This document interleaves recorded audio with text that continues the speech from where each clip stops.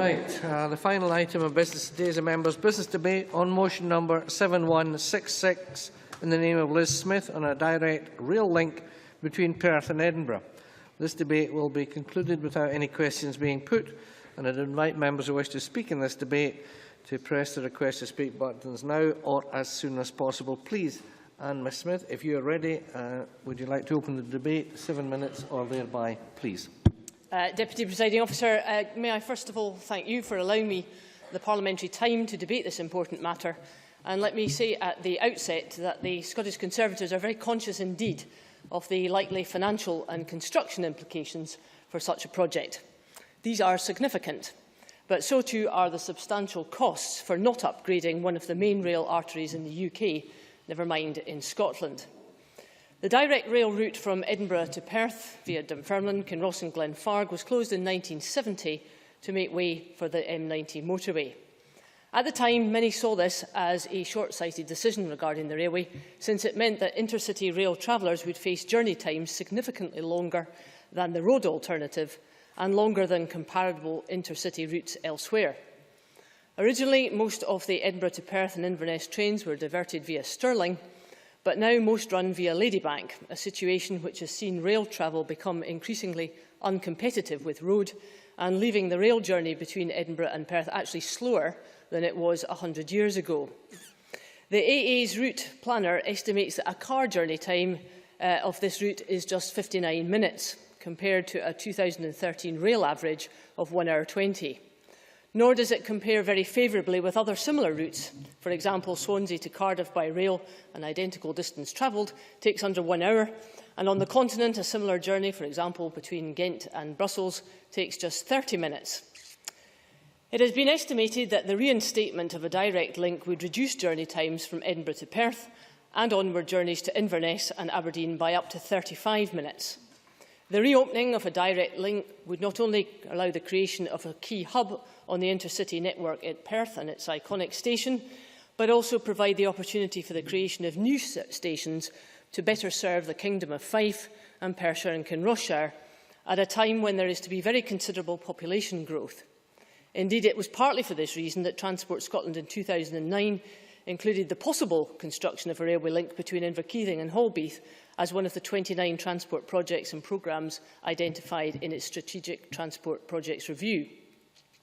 The history surrounding the closure of this line is very well documented. However, like the recent success of reopened lines such as the Stirling, Alnwick and Carden rail link and the soon-to-be reopened Borders link, a direct link to Perth would provide very many benefits for the modern Scottish infrastructure.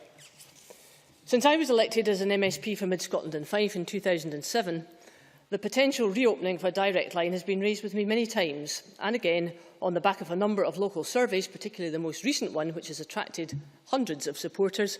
I made approaches to both Transform Scotland and to the Scottish Government to ask for a new feasibility study to weigh up the costs and benefits.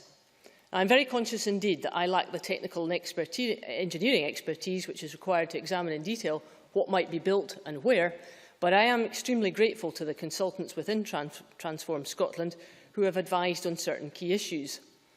Their deliberations have been based on the very detailed discussions that they've had with Transport Scotland, civil servants, and the pressing need they believe to develop more scope and ambition within the Strategic Transport Review. And it's not as though the Scottish Government has not considered the issue in the past. Indeed, the Transport Minister himself, when he was the SNP candidate in Oakhill, was a very keen supporter of the reopening of a Kinross station. And within the 2009 Strategic Transport Projects Review, the Scottish Government undertook to look at the possibility of building a new railway between Inverkeithing and Bridge of Erne. At the time, they concluded that the cost was too great, but clearly the demographic, social and economic profile of the region has continued to change, and the Transform Scotland point out that the 2009 review did not properly analyse the benefits of an electrified railway, assess the merits of a new railway between Halbeath to Bridge of Erne, which would allow obviously Dunfermline to benefit from the project, evaluate the full benefits of the park and ride station at Kinross, which now serves a much wider catchment than before, or undertake sufficient analysis of the benefits to Dundee, Aberdeen and the North East, as well as better connectivity to Inverness. Deputy Presiding Officer, I mentioned that there has been very considerable public support for this project over a number of years, And this includes for many businesses who are very firm in their belief about the potential economic boost for improved connectivity. Perthshire Chamber of Commerce has put on record very consistently its support for the proposal, arguing it could be one of the single biggest benefits to the local economy. The areas of Scotland which have the fastest growing populations over the next 3 decades include Perthshire, Kinross-shire and Fife. Indeed, in Perthshire itself, I think the predicted population increase for the next 20 years is already 27%. And this is at the same time as the commuter influence on Edinburgh continues to grow at a fast rate, especially among those who work on the western edges around the Gyle and who are very likely indeed to make the maximum use of rail transport. Notwithstanding the new Forth crossing, we have already seen the pressures on roads for increasing car and HGV traffic, and we've also seen concerns raised among some major businesses in central Scotland that a relatively weak intercity rail network hampers ongoing freight journeys. This is not good, and it goes against the commitment that the First Minister gave in the Herald newspaper in August 2008, when he said, quite rightly, that railways must at least compete with roads. He was adamant then that top-quality rail transport links were essential to modern Scotland, as well as one which will deliver on its green credentials. As Scotland's newest city, Perth is very much looking to the future to secure new investment and to re-establishing its historic place at the centre of Scottish trading routes. Deputy Presiding Officer, I understand that the Minister may indeed be considering the possibility of a new feasibility study so as to establish the true costs and benefits. And I hope that new study can be as fully comprehensive as possible when it comes to the overall strategic transport planning, specifically examining the effects of the electrification of the new direct line for Inverkeithing to Perth, the benefits of shorter times and the economic and social benefits to the North East and to the Highlands.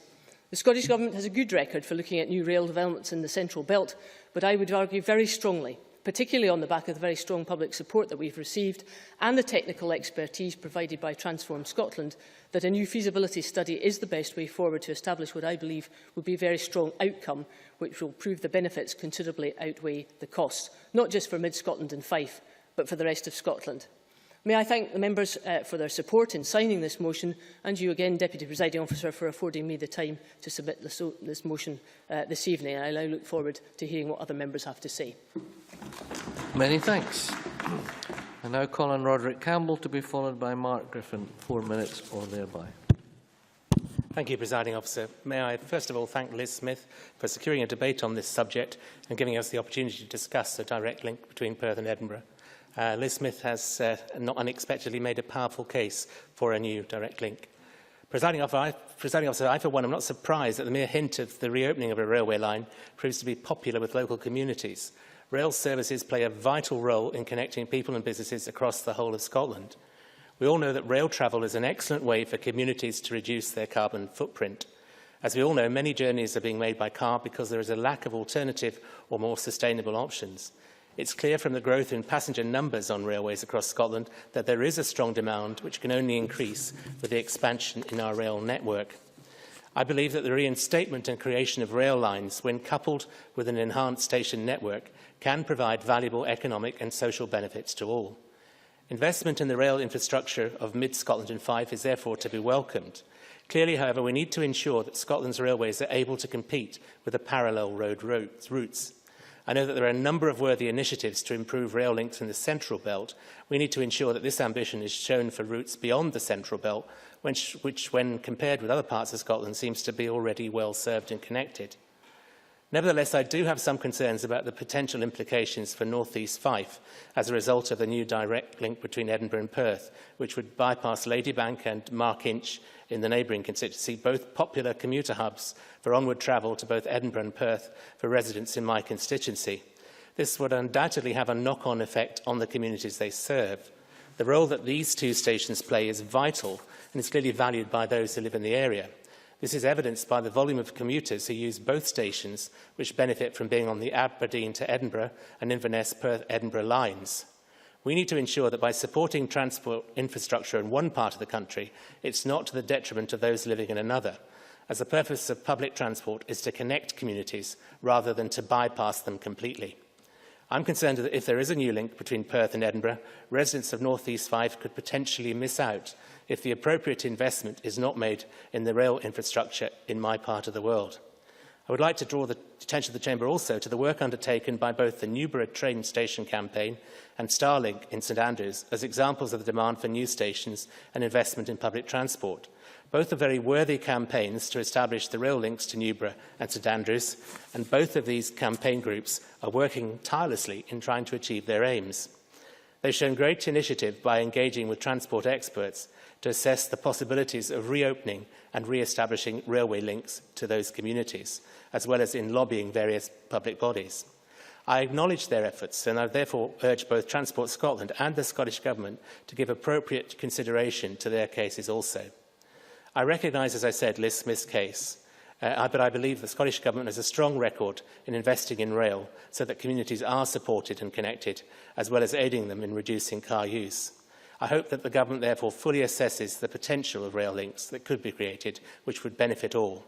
I thank Liz Smith once again for the opportunity to discuss this matter, and I welcome this debate.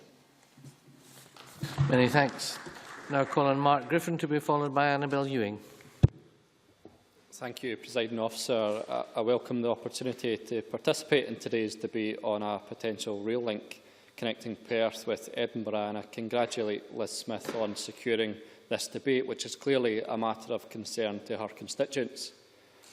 In the 21st century, it's vital that people across Scotland benefit from a modern and efficient rail service, a service that links cities like Perth with the capital in the timeliest manner possible. On these benches, we've argued that the upgrade of our rail network is vital, not only for providing jobs, supporting business and pursuing economic expansion, but for improving the vital links Edinburgh and Glasgow have with smaller cities and towns, and to reduce the number of people who feel that it's necessary to consistently choose their car rather than the train or other forms of public transport.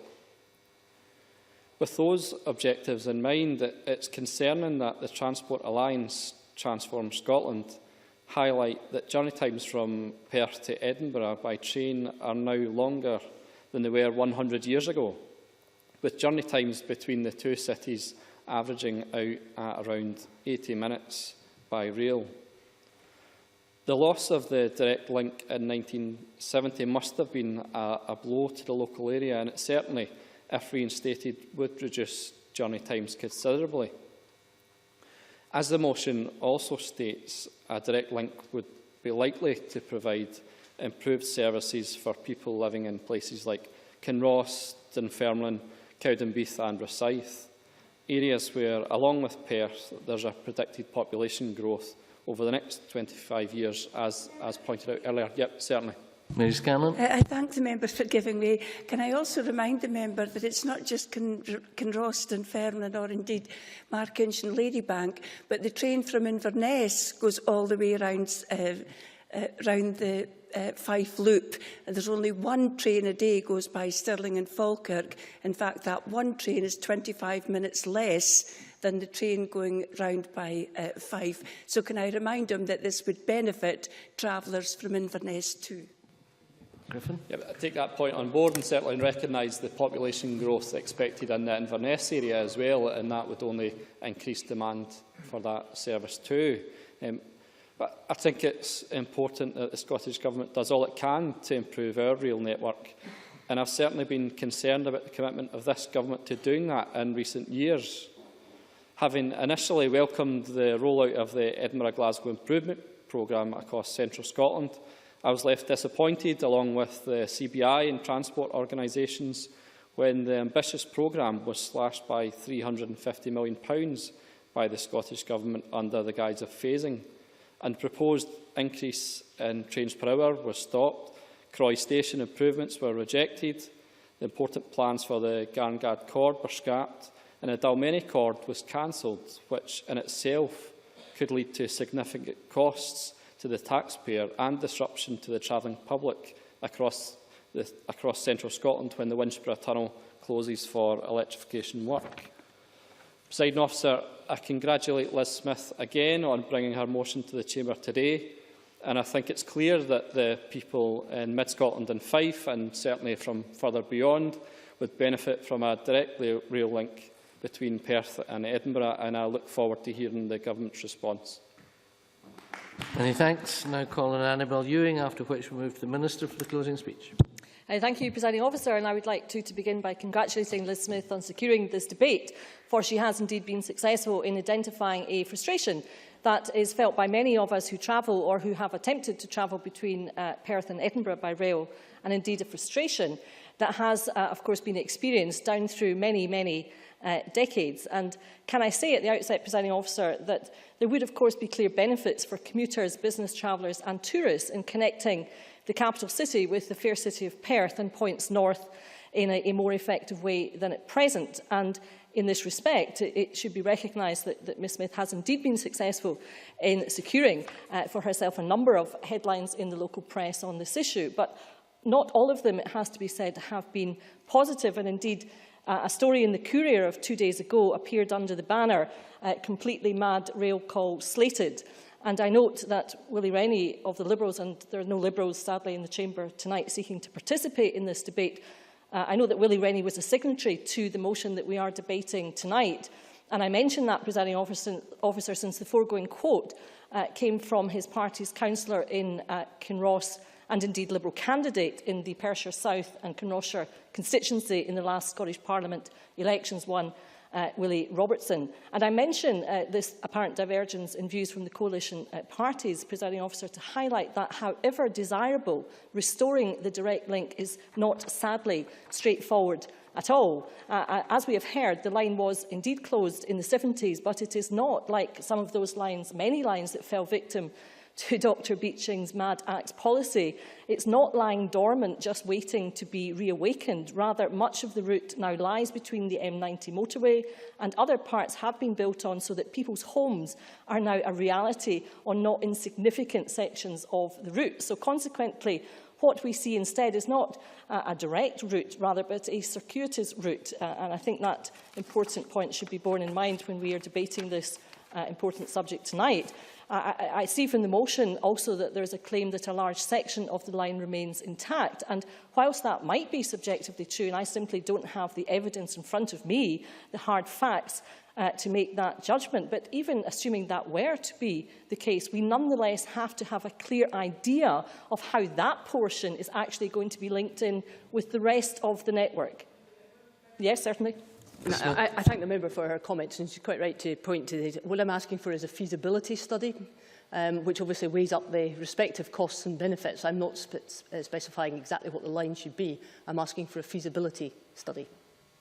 Well, I thank the member for her intervention, and I had heard her make that plea earlier. I know that there was an appraisal carried out not in the too distant past, and I think the member has raised the important issue of cost, which I was just about to turn to, because I don't think that the forging of better links is impossible, and I don't think it is certainly undesirable. But as elected representatives, I do believe, particularly those having the privilege of representing constituencies in Mid-Scotland and Fife, we need to be realistic about the possibilities and not talk about reopening a direct link, because the link actually has gone, and talk about rather investigating ways of actually making concrete progress with respect to all the issues raised tonight, all important issues in the shorter to medium term. And of course, cost is an important issue. This would cost anything between apparently £500 million and £1 billion. Where's the money coming from?